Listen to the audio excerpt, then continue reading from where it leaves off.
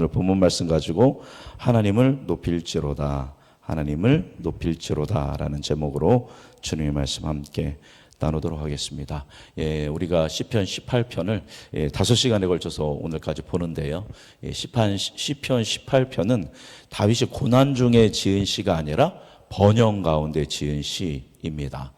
모든 대적을 물리치고 이제 사무엘하 22장을 보면 이제 다윗의 그 마지막 때가 가까웠을 때 지었던 고백했던 시로 보여지는데, 물론 앞에 뭐 소재도 있지만, 그래서 다윗이 모든 전쟁에서 승리하고 난 후에 그 번영 가운데 지은 시가 시편 18편입니다.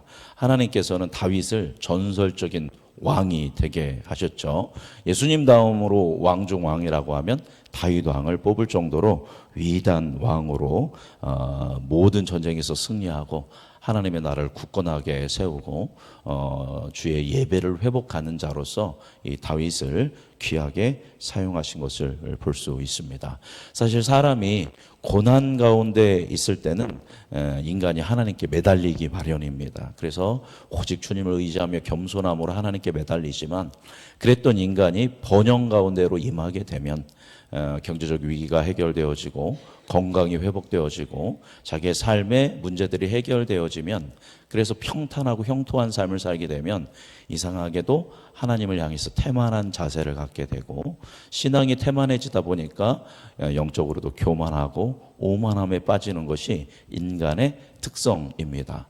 그래서 많은 영성의 대가들은 오히려 고난이 하나님의 축복의 통로이고 평탄과 번영이 화로서 임할 수 있다라는 그런 경고적인 메시지를 많이 전했던 것을 교회사를 통해서 볼 수 있습니다. 근데 이 다윗의 영성이 최고봉의 영성인 이유는 뭐 고난의 때는 말할 것도 없고, 다윗은 번영의 때도 이 번영이 다 누가 주신 것이다, 하나님이 주신 것이다라는 것을 놓치지 않고 늘 그 모든 상황 가운데 찬양을 만들어서 하나님께 예배하고 하나님께 집중하려고 노력했던 사람이 다윗 왕입니다. 물론 다윗도 사람이다 보니까 중간중간에 많은 실수들을 하게 됩니다. 그럼 많은 실수를 했을 때 다윗은 뭐 사울이라든가 인간적인 어떤 사람들과 달리 자신의 죄를 왕임에도 불구하고 순수하게 인정하고 그 자리에서 회개하고 돌이키고 다시금 하나님의 뜻을 따르는 순종의 삶을 살려고 자기 삶을 계속 조정했던 사람이 다윗이었던 것입니다. 그래서 다윗이 하나님의 뜻에 합한 사람, 하나님의 마음에 합한 사람이라고 인정받을 수 있었던 것은 고난의 때만이 아니라 우리 18편 쭉 봐서 알듯이 모의 때도 번영의 때도 그리고 모든 승리를 이루고 났을 때도 사람들이 다윗에게 영광을 돌릴 때도 이 모든 영광은 오직 누가 받으셔야 한다, 하나님이 받으셔야 한다 하면서 하나님을 높이며 찬양했다라는 겁니다. 다윗이 얼만큼 번영했는지 오늘 말씀에 나오고 있습니다. 우리 43절 같이 읽어보겠습니다. 읽어볼까요? 주께서 나를 백성의 다툼에서 건지시고 내가 알지 못하는 백성이 나를 섬기리이다. 아멘. 하나님께서 이 다윗을 백성의 다툼에서 건지셨습니다. 사울 왕과의 다툼에서 건지셨고 또 여러 민족의 으뜸으로 삼으셨습니다. 남유다 북이스라엘의 왕만이 아니라 여러 민족들이 이 다윗 왕을 으뜸으로 삼았다라는 겁니다. 우리 44절 읽어볼까요? 그들이 내 소문을 들은즉 즉시로 내게 청종하며 이방인들이 내게 복종하리로다.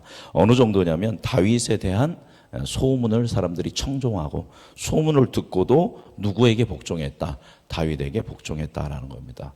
굳이 다윗과 전쟁을 할 때 전쟁을 하지 않고 미리 뭐를 했다라는 겁니까? 항복하고 다윗에게 복종했다라는 거고요. 45절 읽어보겠습니다. 이방 자손들이 쇠잔하여 그 견고한 곳에서 떨며 나으리로다. 그래서 하나님을 대적했던 자들, 다윗을 대적했던 수많은 이방 족속들이 뭐 블레셋, 아말렉, 에돔, 모압, 암몬, 아람, 이 주위의 모든 국가들이 누구 앞에 엎드렸어요? 다윗 앞에 엎드렸다라는 겁니다. 다윗을 그들의 지도자로 삼고 이제 공물을 이제 바치면서 그렇게 하나님의 나라에 재편되는 그런 역사가 누구를 통해서 일어났다? 다윗 왕을 통해서 일어났다라는 겁니다. 그러니까 다윗은 단지 이스라엘의 한 나라의 왕일 뿐이 아니라 그 수많은 민족의 왕중 왕으로 마치 자리매김하듯이 하나님께서 다윗을 번영시켜 주셨다라는 겁니다. 우리 시편 2편 말씀 잠깐 볼까요? 시편 2편 말씀 보면 2편 6절에서 9절 말씀 제가 읽겠습니다. 내가 나의 왕을 내 거룩한 산 시온에 세웠다 하시리로다. 내가 여호와의 명령을 전하노라. 여호와께서 내게 이르시되 너는 내 아들이라. 오늘 내가 너를 낳았도다. 내게 구하라. 내가 이방 나라를 내 유업으로 주리니 내 소유가 땅끝까지 이르리로다. 내가 철장으로 그들을 깨트리며 질긋같이 부수리라 하시도다. 아멘. 이 약속이 실제로 다윗의 인생 전반에 걸쳐서 다 이루어져서 결국 모든 나라들을 그 하나님의 철장으로 깨트리고 이제 이방 나라를 다윗에게 유업으로 주는 그 역사를 하나님께서 다윗 가운데 이루어 주셨다라는 겁니다. 이렇게 되었을 때 다윗은 나의 삶이 이렇게 이루어진 거는 나의 위대함이 아니라 누구 때문이다? 하나님 때문이라고 그 주님의 이름을 높이면서 시편 18편을 마무리합니다. 우리 46절 읽어보겠습니다. 여호와는 살아계시니 나의 반석을 찬송하며 내 구원의 하나님을 높일지로다. 내가 이렇게 수많은 이방 나라들이 나에게 와서 나를 떨며 나에게 절하며 나의 권위 속에 들어온 것은 살아계신 하나님께서 이 시편을 보니까 하나님을 뭘로 가장 많이 표현하냐면 반석으로 많이 표현하고 있죠. 나의 반석을 내가 찬송하겠다. 내 구원의 하나님을 나는 뭐 하겠다? 높이겠다라고 결정하는 겁니다. 그렇게 고백하고 사무엘하 22장을 보면 그 다윗의 말년에도 이 모든 것은 하나님을 통한 일이다라고 고백하는 겁니다. 47절 읽어보겠습니다. 이 하나님이 나를 위하여 보복해 주시고 민족들이 내게 복종하게 해 주시도다. 48절 주께서 나를 내 원수들에게서 구조하시니 주께서 나를 대적하는 자들의 위에 나를 높이 드시고 나를 포악한 자에게서 건지시나이다. 아멘. 그래서 46절, 47절, 48절 원수들에게서 건지셨고 이방 나라들을 내가 승리케 하여 주셨던 것은 온전한 주의 은총이다라고 고백합니다. 49절 읽어보겠습니다. 여호와여 이러므로 내가 이방 나라들 중에서 주께 감사하며 주의 이름을 찬송하리이다. 아멘. 그래서 나는 이 모든 것을 주님께 감사하고 내 인생 끝나는 그날까지 주님을 뭐 하겠습니다? 찬송하겠습니다. 라면서 감사의 결단을 올려드리며 마지막 50절에서는 하나님의 언약을 붙들고 마지막 고백을 드립니다. 50절 읽어보겠습니다. 여호와께서 그 왕에게 큰 구원을 주시며 기름 부음 받은 자에게 인자를 베푸시며 영원토록 다윗과 그 후손에게로다. 아멘. 하나님께서 다윗과 언약하신 그대로 다윗 왕에게 큰 구원을 주셨고 기름 부음 받은 자에게, 여러분 기름 부음 받은 자가 원어로 뭐죠? 메시아입니다. 메시아에게 인자, 하나님의 헤세드 인자를 베푸시고 영원토록 다윗과 그 후손에게로다라고 이야기합니다. 다윗의 왕권이 언제까지 갈 거다? 영원히 갈 것이고 그 메시아에게 하나님의 인자를 베푸실 것이다라고 이야기합니다. 아까 시편 2편도 읽었지만 오늘 이 50절 이게 누구에 대한 이야기입니까? 예수님에 대한 이야기를 하면서 결국 영원까지 하나님께서 함께 하시고 민족과 열방을 구원하시게 될 것을 이 다윗의 후손을 통해서 이루실 것을 고백하면서 시편 18편을 마무리 짓고 있습니다. 여러분 이제 다윗의 인생을 쭉 보면 그 다윗의 인생 가운데에 누가 예표되어 있냐면 예수 그리스도가 예표되어 있습니다. 다윗이 어린 시절부터 이제 뭐 무죄함에도 불구하고 수많은 고난들을 당하였고 그 긴 고난의 시간을 다 거친 후에는 하나님의 나라를 굳건하게 세웠고 그리고 그 하나님의 이름을 높였습니다. 어제 수요 예배 때도 보았지만 다윗 한 사람이 일어섬으로 말미암아 어느 나라가 일어났다. 하나님의 나라인 이스라엘이 일어났던 것을 볼 수 있습니다.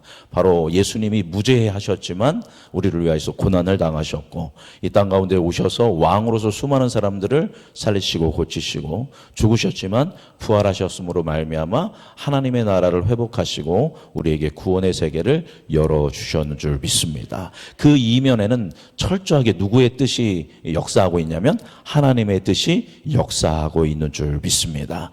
다윗은 무엇을 알았냐면 그 하나님의 역사하심, 하나님의 구원하심을 신실하게 믿고 그 인생 전체를 따라갔기 때문에 하나님께 영광 올려드리고 그 삶 가운데도 기쁨과 감사와 감격의 삶을 살 수 있었는 줄 믿습니다. 오늘 이 시편 18편 말씀을 기억하면서 나의 삶 이면에서 그 나의 삶 그 반석에서 그 기반에서 늘 나를 바라보며 역사하고 계신 주님을 바라보면서 내가 고난 가운데 있을 때도 주님께 집중하고 주님의 이름을 높이며 찬양하고 반대로 내가 번영하고 번성하고 회복되어지고 은총을 누릴 때도 변함없이 교만과 나태함에 빠지는 것이 아니라 더 주님을 찬양하고 경배함으로 말미암아 주께 다윗처럼 영광 돌리는 기도자의 삶, 예배자의 삶을 사는 여러분이 되기를 주님의 이름으로 축복합니다.